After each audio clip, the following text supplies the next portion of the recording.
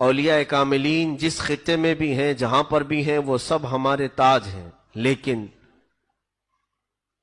سرکار غریب نواز رضی اللہ تعالیٰ عنہ کا حق ہم پر زیادہ اس لیے ہے کہ ہم ان کے ہم وطن ہیں، ان کے اسی ہند میں رہتے ہیں جس کی سلطنت اللہ نے انہیں پچھلے 800 سالوں سے نواز رکھا ہے۔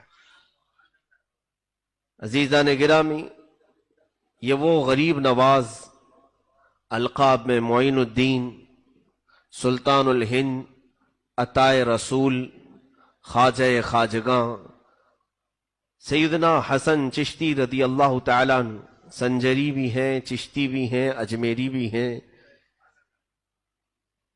اس مقدس بارگاہ میں ہم کچھ خراج عقیدت پیش کرنے سے پہلے کچھ باتوں کی طرف قرآن و حدیث کے ذریعے سے آپ کے دل و دماغ میں ابتدائی باتیں پہنچانے کی ضرور کوشش کروں گا۔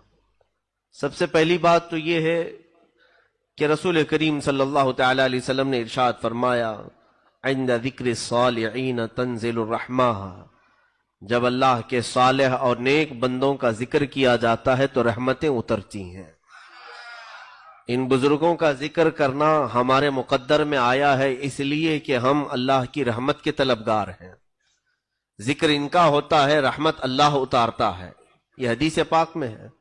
اور قرآن کی طرف جب چلے تو قرآن نے ان کے ہی متعلق تو فرمایا، یا ایھا الذین آمنوا اتقوا اللہ وکونوا مع الصادقین، اے ایمان والو اللہ سے ڈرو اور سچوں کے ساتھ رہو۔ اب سچوں کے ساتھ رہنے کا حکم ہے تو پھر اس اجمیر کے داتا و خواجہ سے سچا ہمارے ہندوستان میں ہے کون ہے؟ اور سچائی کیا ہے انہوں نے ہندوستان کو بتائی ہے۔ یہ دو چیزیں اپنے ذہن و دماغ میں رکھیں کہ ہم جب کبھی کسی ولی کی یاد منانے کے لیے بیٹھتے ہیں تو یہ بہت سارے لوگوں نے آج افواہ جو پھیلا رکھی ہے، یہ بریلویوں کا طریقہ ہے۔ یہ بریلوی عرس منانے والے، اولیاء کی باتیں کرنے والے ہیں۔ کاش وہ اس بات کو سمجھ جاتے کہ یہ عقیدہ بریلی کا نہیں، قرآن کا ہے اور میرے مصطفیٰ کا ہے۔ قرآن نے کہا اولیاء کا ذکر کرو اور ان کے ساتھ رہو، اور قرآن تو یہ بھی کہتا ہے خبردار، اللہ کے ولیوں کو نہ کوئی خوف ہے نہ انہیں کوئی غم ہے۔ اور حدیث پاک میں میرے آقا صلی اللہ علیہ وسلم فرماتے ہیں جب جب ذکر کرو گے اللہ کی رحمتیں اتریں گی۔ اور رہی بات دشمنی کی تو سوچنا بھی مت، من عادى لی ولیا فقد آذنته بالحرب، اللہ رب العزت خود فرماتا ہے، اے محبوب آپ فرما دیں جس نے میرے کسی ولی سے دشمنی کی میں اس کو اپنے ساتھ جنگ کرنے کا اعلان کرتا ہوں۔ آئے میرے ساتھ وہ جنگ کرے، مجھ سے لڑے۔ یہ رب ذوالجلال کو گوارا نہیں کہ اس کے دوستوں کو کوئی ستائے، اس کے محبوبوں کو کوئی پریشان کرے۔ ایک بات یاد رکھنا، اولیاء کاملین میں اکثر اولیاء تو بڑے جمالی رہے ہیں، بہت ہی صبر و تحمل والے رہے ہیں، کبھی انہوں نے پلٹ وار کسی پر نہیں کیا، نہ زبان سے نہ ہاتھ سے، اکثر اولیاء کاملین۔ لیکن ان کے کسی کو ہلاکت کی دعا نہ کرنے سے کوئی یہ نہ سمجھ لے کہ وہ انہیں ستا کر بچ جائے گا، بلکہ رب ذوالجلال کبھی ایسوں کو خالص چھوڑتا نہیں، بلکہ وہ انتقام حقیقی اس انداز سے لیتا ہے کہ قیامت تک آنے والوں کے لیے وہ شخص عبرت بن جاتا ہے۔ وہ شخص عبرت بن جاتا ہے جس نے بھی اولیاء کاملین کی دشمنی پالی، اللہ رب العزت نے اسے دنیا میں ایسا ذلیل کیا کہ وہ رہتی دنیا تک لوگوں کے لیے ایک عبرت کا نشان بن گیا ہے۔ اکثر کو دیکھیں آپ، یا تو نبیوں سے دشمنی کرنے والے ذلیل ہوئے یا اللہ کے اولیاء سے دشمنی کرنے والے ذلیل ہوئے۔ فرعون اللہ رب العزت کی بارگاہ میں جو سرکشی کرنے لگا تھا، فقط ایک نبی کے ضد میں، نبی کی مخالفت میں، موسیٰ علیہ السلام سے اسے حسد اور دشمنی پیدا ہوئی۔ تو یہ اچھوں کی دشمنی جانتے ہیں آپ کہاں تک لے جاتی ہے؟ اس کے عقیدے کی طرف لے جاتی ہے۔ میں نے ایک مثال اس سے پہلے بھی بتائی تھی، جب دشمنی ہوتی ہے تو یہ بات ضرور یاد رکھنا کہ کس ٹائپ کی دشمنی کر رہے ہو اور کس سے کر رہے ہو، اور اس کے بعد پھر اس سے دشمنی ہونے کے بعد جو نقصانات ہوتے ہیں. میری اگر کسی ڈاکٹر سے دشمنی ہو گئی تو ہوتا کیا ہے، انسان کی فطرت ہے، ڈاکٹر تو ہماری نظروں میں گرا ہی گرا، اس کی ڈگری بھی گر گئی، اور ہم نے اس کی ڈگری کو نکار دیا کہ یہ کون سی ڈگری لے کے بیٹھا ہے، جھوٹا ہے. اور اس کے بعد اگر وہ اپنی ڈگری کی سرٹیفکیٹ دکھا بھی دیا تو دشمنی کی وجہ سے ہم اس میں عیب تلاش کرنے شروع کریں گے کہ اس کی ڈگری میں یہ خامی ہے، اس کی ڈگری کمال کو نہیں پہنچی ہوئی. دشمنی شخص سے تھی لیکن بڑھتے بڑھتے اس کی ڈگری تک پہنچ گئی.